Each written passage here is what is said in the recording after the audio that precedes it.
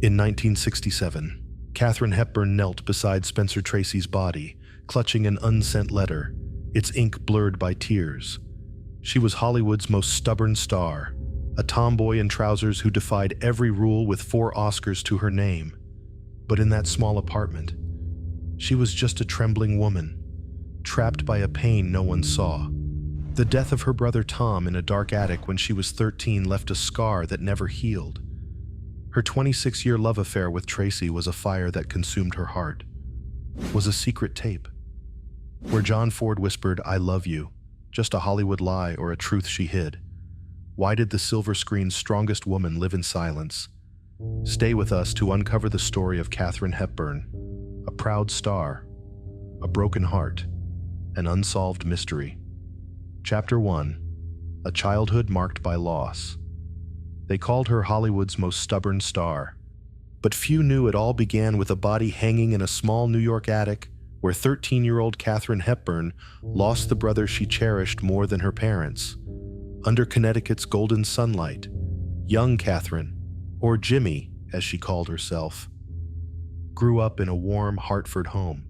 Her mother, a suffragette, took her to rallies for women's voting rights, where flags waved like promises of freedom. Her father, a stern doctor, urged her to speak her mind, play golf, swim, and stage small plays to raise money for the Navajo. "I want to do everything," she once said, as if the world was a grand stage waiting for her. But her parents' pressure to be exceptional lit a fire of ambition in her heart, fierce but restless, like a breeze rippling a calm lake. Then tragedy struck. In 1921, during an Easter trip to New York, Hepburn stepped into a friend's attic. In the darkness, she saw her brother Tom, 15, hanging, his eyes closed as if in eternal sleep. The family called it an accident, as if denying the truth could erase the pain. "I cried because I thought I should, but inside I was frozen," she wrote in her memoir. A family photo vanished from their home after the funeral. Her mother never spoke Tom's name again, not even in her final years. From then on, Hepburn stopped mentioning her birthday in all records. Tom's birth date replaced hers as if she were living his life for him. The tomboy girl still ran wild, wore trousers, cropped her hair, defying the era's delicate feminine ideals. She swam nude in Closter Pond at Bryn Mawr College, got suspended for smoking, but strode on proudly. Her dream of the silver screen burned bright, but the attic's shadow clung to her. Years later, filming a scene in a New York attic, Hepburn begged to change the set. "It makes me choke," she said, in Connecticut's fading dusk. A tomboy still swam in the lake, but her eyes since that day no longer looked to the sky. Chapter 2: Lost in search of herself under Hollywood's lights. One evening in 1933, Katharine Hepburn stood backstage on Broadway, hearing mocking laughter from the audience. As the stage lights dimmed, a sharp voice cut through she ought to go back to Hartford. Hollywood, she learned, wasn't for the faint of heart. At 21, Hepburn chased her big dream with a fiery spirit, but Broadway answered with shaken heads. Her play The Lake was a disaster. She stumbled on stage, forgot lines, her voice shrill, piercing the air. Critic Dorothy Parker landed a brutal blow. She runs the gamut from A to B. The words were a knife slicing into Hepburn's pride. "I thought I was awful," she confessed to a friend, voice trembling. Each firing felt like being pushed from the spotlight, back to the darkness of that attic where Tom left her. Hollywood was even harsher. After a brief success with a bill of divorcement in 1932, flops like Sylvia Scarlett and Mary of Scotland branded her box office poison. The press was merciless, dubbing her Catherine of Arrogance for refusing interviews and autographs. They criticized her tomboy-style trousers, button-ups, no makeup as a sin. "She's not feminine enough," a 1938 article declared. Rumors about her sexuality, suggesting she was gay or bisexual, began to whisper, like dark clouds over Hollywood's sky. An MGM insider later admitted. Everyone knew Hepburn didn't fit the exec's mold, but no one dared say it. Was a hidden force trying to hold her back? The biggest blow came when producer David O. Selznick rejected her for Scarlett O'Hara in Gone with the Wind. "You don't have enough sex appeal," he said bluntly, like a slap. Hepburn felt betrayed, as if Hollywood was punishing her for being herself, a friend recalled. She stood outside the studio, clutching a script, eyes red but tearless. Shame choked her heart, making her question if she belonged. But deep down, Hepburn didn't break. She quietly planned her comeback, with a steely resolve Hollywood hadn't seen. That night, she stared into a mirror for a long time. She wiped off her makeup, but her eyes still doubted the woman looking back, as if someone else stared from the other side. Chapter 3. A 26-year love. The deepest pain. Spencer Tracy never divorced, but 26 years later, Katharine Hepburn was found weeping silently beside his body. Their love, some said, never existed, yet it consumed her life. In 1942, they met on the set of Woman of the Year. "I'm afraid I'm a bit tall for you," Hepburn teased, but Tracy's eyes, deep, wounded, drew her in like a magnet. From that moment, her heart was bound to a man who could never be hers. Tracy, a Catholic, wouldn't leave his wife, Louise, leaving Hepburn forever the woman in the shadows. She wore a small ring engraved with a T, but only on days no one could see. Like a silent secret she kept for herself. Hepburn dove into that love, knowing it would burn her. She nursed Tracy through drunken binges, when he collapsed in seedy rented apartments. Once, she sat outside a hotel hallway, knees to her chest, waiting for him to sober up. A crew member said. She looked at Tracy like he was her whole world, but also like he was fading away.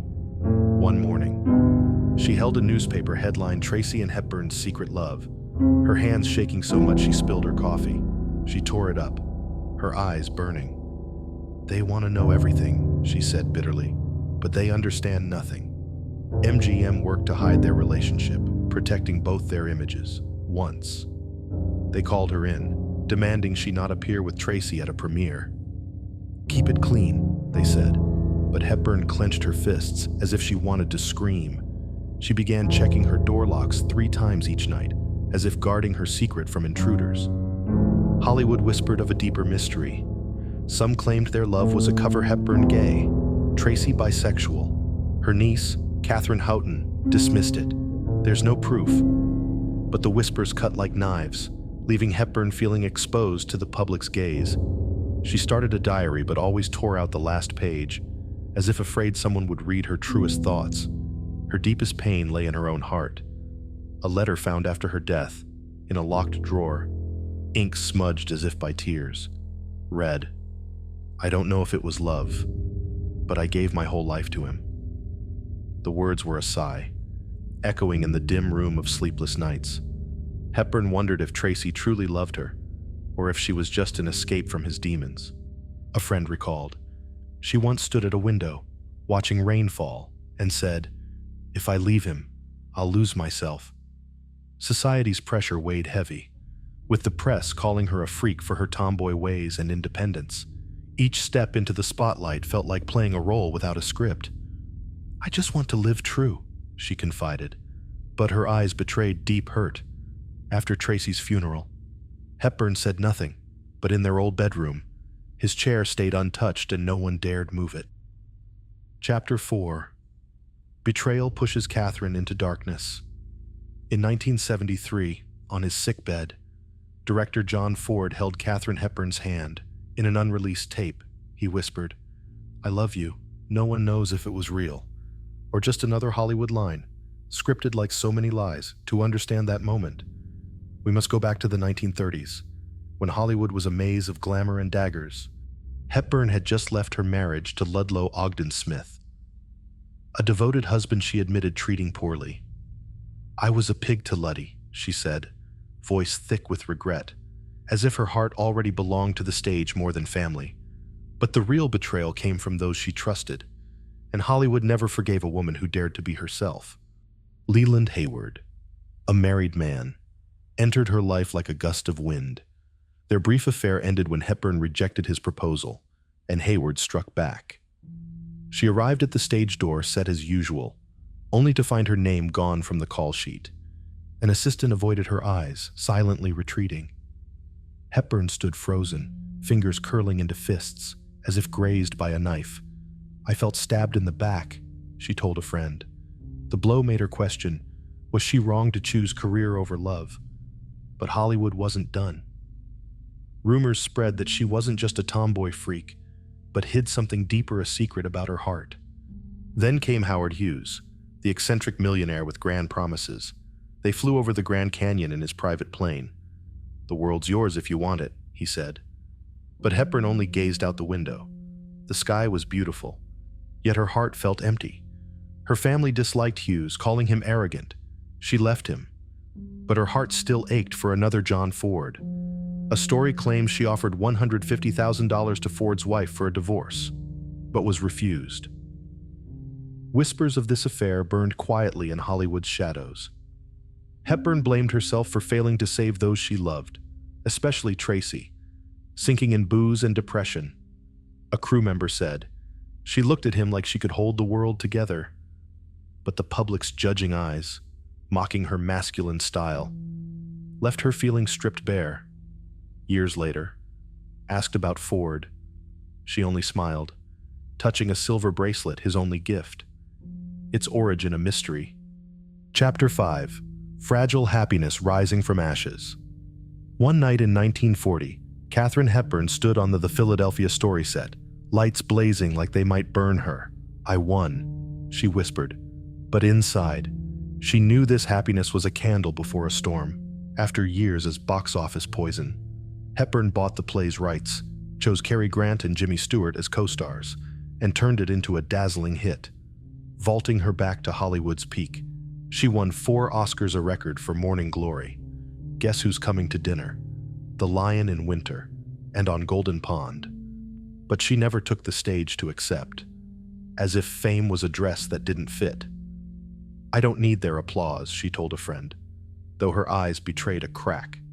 Working with Spencer Tracy in 9 films was a rare light in her life.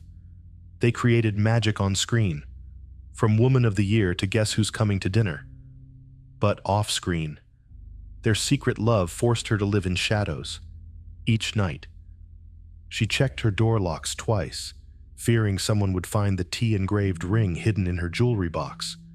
Hepburn defied gender norms with her tomboy-style trousers, button-ups, no makeup and bold roles. But the press didn't relent. "She's too masculine to be a star," a 1940 article wrote. Rumors that Hollywood spread gay gossip to dim her feminist image grew louder. A crew member said, she read an article, tore it to shreds, but stayed silent. Society's pressure, like steel around her heart, made every on-screen smile costly. Hepburn's happiness was always fragile. One evening after a premiere, she stood alone on a balcony, watching Hollywood's lights twinkle. "I have it all," she said, voice trembling as if near tears. She felt endlessly judged, from her walk to her love. "They want me to be someone else," she confided to a colleague. But Hepburn didn't bow. She played strong women, championed feminism like her mother, though each step was a battle. That night, she held an old photo of Tracy, fingers tracing his smile, but couldn't look long as if his gaze reminded her of what was lost. Chapter 6. Despair in the Final Days Under Darkness. In 1967, in a small apartment, Katharine Hepburn heard a glass shatter. Spencer Tracy collapsed, and her world crumbled. "I couldn't save him," she wrote, voice torn from her chest. She stayed with Tracy until his final breath but skipped his funeral, leaving him to his official family. Hollywood whispered their love was a cover. The judgments were salt in her wounds, leaving her feeling exposed to the public's gaze. She locked a small wooden box holding a letter to Tracy. I don't know if it was love, as if fearing someone would find her truth. Hepburn's health declined from 1993, hospitalized for exhaustion. Parkinson's made her hands tremble, her memory fade. But she still swam and played tennis, defying death, a housekeeper said. She claimed she outlived all her friends, but her eyes were empty. Hepburn died on June 29, 2003, at her Fenwick, Connecticut home, at 96, her heart stopping in a room overlooking the sea. A neighbor recalled her shoveling snow in Turtle Bay, her fine boots betraying her star status, but she only smiled, as if hiding something forever. A silver bracelet, believed to be Ford's gift, stayed on her wrist, its origin unquestioned. In her final days, Hepburn sat by a window, watching waves crash. "Death's just a long sleep," she said. But her voice echoed that dark attic where Tom left her. A friend said she never opened that wooden box, but kept it by her bed. As dusk fell over Fenwick, Hepburn closed her eyes, leaving an unsolved mystery like darkness swallowing the final light. Conclusion: a legacy that lives, a light never dimmed. Katharine Hepburn stormed through Hollywood like a hurricane, leaving an indelible mark. With 4 Oscars and bold roles, she embodied independent, intelligent women, inspiring Meryl Streep and Cate Blanchett. "If you obey all the rules, you miss all the fun," she declared, a manifesto for freedom. But behind the glamour, Hepburn was a deeply wounded woman. Her brother Tom's death, her hidden love with Spencer Tracy, and the press's harsh judgments left scars that never healed. "She's too masculine," they said. But that difference made her a legend. Her life's mysteries linger. The letter to Tracy, reading, "I don't know if it was love," and the 1973 tape of John Ford whispering "I love you" are pieces of an unfinished puzzle. Rumors about her sexuality, denied by her niece, still prompt questions. Did Hepburn hide herself to protect those she loved, or did she live true? Despite the cost, a friend recalled, she held a family photo but paused at an empty space where Tom once stood. The locked wooden box, Ford's silver bracelet, and her borrowed birth date are clues to a secret Hepburn.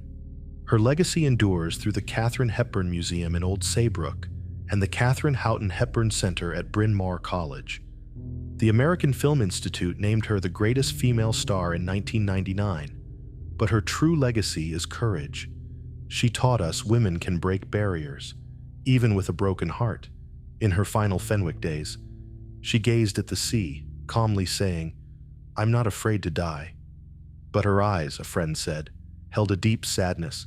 When the stage lights faded, Hepburn's shadow stood tall, smiling through every storm. What's your favorite Hepburn moment? A role? A secret? Share in the comments and subscribe for more haunting Hollywood stories.